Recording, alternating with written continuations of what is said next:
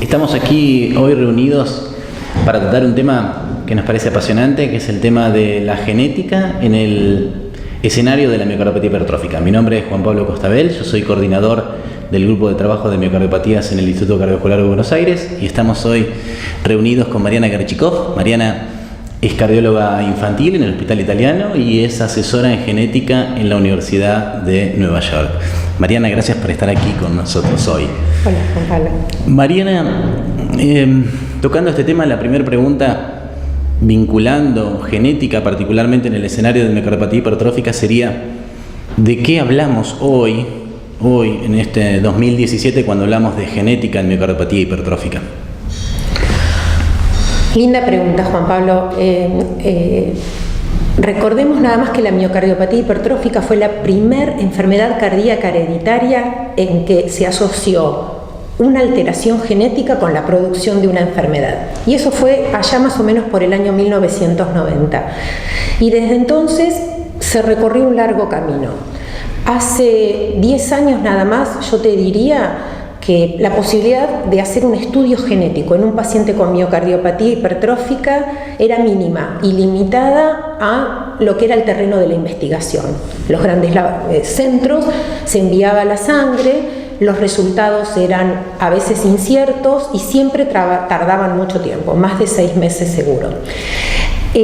Con el tiempo esto cambió y más o menos hacia el 2005-2007 los test genéticos para la miocardiopatía hipertrófica empezaron a estar comercialmente disponibles, pero estaban básicamente limitados por un alto costo, un escaso número de genes que se estudiaba y también que tardaban mucho tiempo.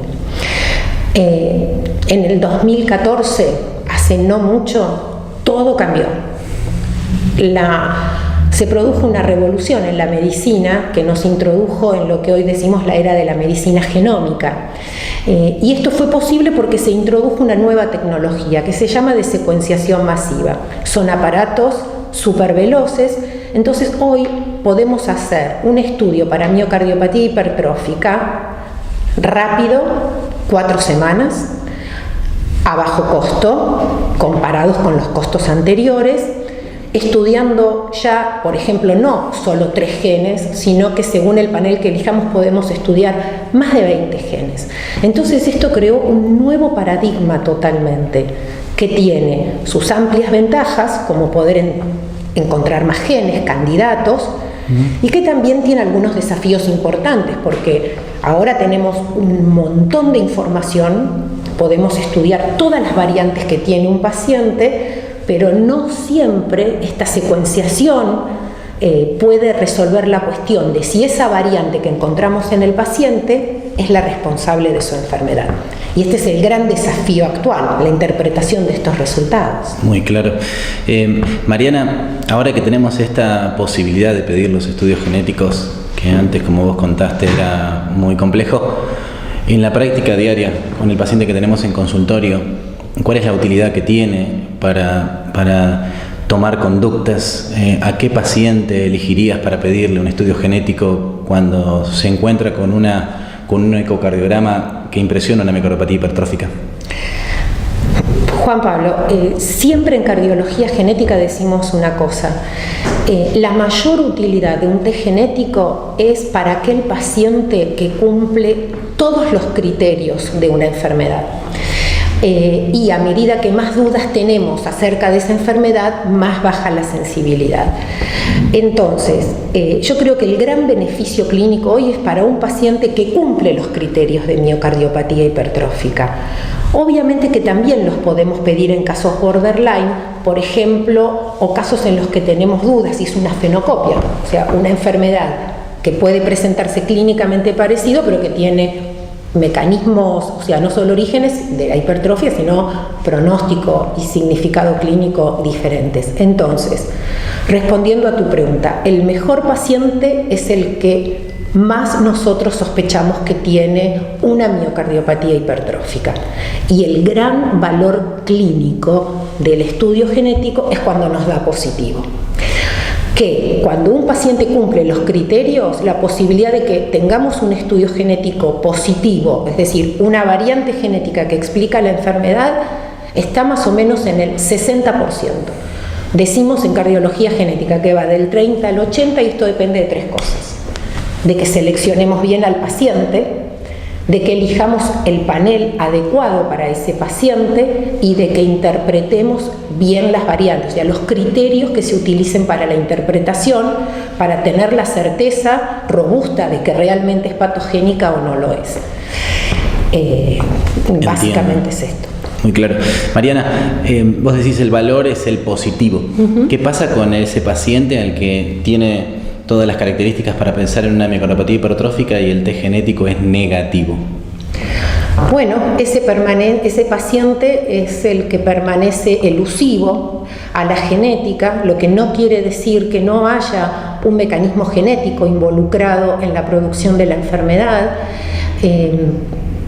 Y por eso hay tanta investigación, hay tanto interés, y como fíjate que estamos hablando que en 1990 había un solo gen y una sola mutación, hoy estamos hablando de cientos de mutaciones en más de 20 genes, y yo creo que este es el camino que con esta tecnología de nueva secuenciación, el camino para seguir encontrando nuevos genes candidatos está pavimentado. Lo que tenemos que hacer es seguir avanzando. Permanentemente incorporamos nuevos genes y nuevas mutaciones que parecen, con distintos niveles de evidencia, ser robustas en esto. Pero déjame decirte una cosa, Juan Pablo, que es que si vos me preguntás que por la utilidad clínica, y quería reforzar esto, si nos da positivo, el estudio genético tiene una enorme utilidad, que es doble, para el paciente y para la familia. En el caso de una hipertrófica, para el paciente es importante si diferenciamos si es una fenocopia o no, y tiene menos valor en este momento para decir estratificación de riesgo, aunque hay algunas mutaciones más malas que otras, o para establecer una guía terapéutica, como por ahí podría servir en QT largo, síndrome de QT prolongado, tipo 1, 2 o 3, podría cambiar la conducta. Pero básicamente el gran poder cuando un estudio genético da positivo en un paciente, en un probando, es poder estudiar a sus familiares.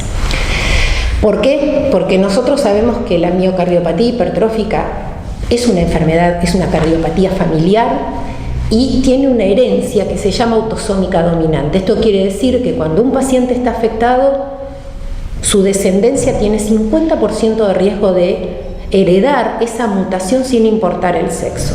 Entonces, si un paciente es positivo y sus hijos, por ejemplo, son negativos o sus hermanos son negativos, esto es un poder increíble, porque esas personas se les puede asegurar con más del 95% de certeza que no van a desarrollar la enfermedad, que no se la van a transmitir a su descendencia y, además de producir un alivio psicológico importante, la eficacia de la genética sobre el seguimiento clínico en términos de costo-beneficio está absolutamente demostrada.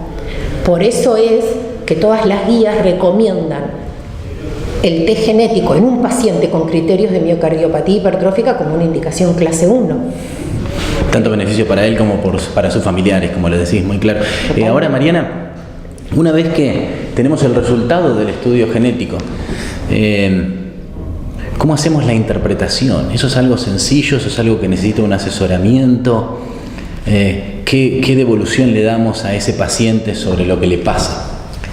Bueno, esa es una pregunta muy importante porque un estudio genético es yo diría que es una característica clínica, es una situación clínica que tiene varias etapas.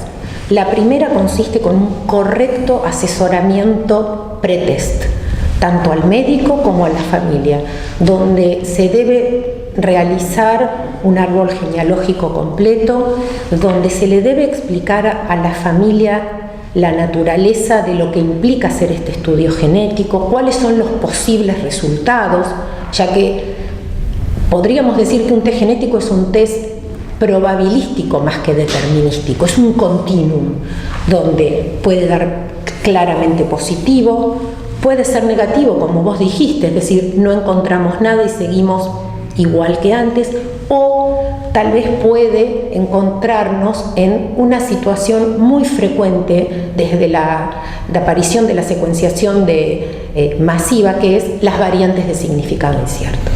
Esto es, como llamamos en cardiología genética, el purgatorio del estudio genético. Nadie quiere estar ahí, ni el médico ni el paciente. Pero, te repito, el gran desafío es la interpretación de estas variantes.